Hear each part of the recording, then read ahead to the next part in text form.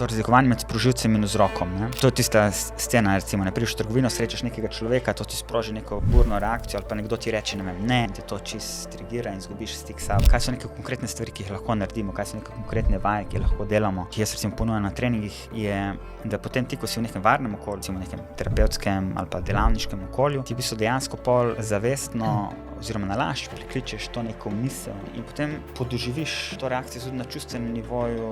Ista reakcija se zgodi v telesu, ker si takrat v delavniškem prostoru, ne, ker si takrat zavestno se odločim iti v raziskovanje tega, ker mi je pomembno to spozna, ker večkrat, ko jaz obiščem ta prostor tega trigiranja navznoter, ne, bolj lahko to spoznam, bolj lahko to začenjam obvladovati, me bojo te mehanizme mogoče manj preplavljali oziroma mogoče celo spoznati ta trenutek, preden me čisto te mehanizmi boja in bega prevzamejo, ne, bom buildal to kapaciteto razpoznavanja tega, ne, in potem lahko recimo to predihamo in potem iz tega vidim, kaj bi naprej delovalo.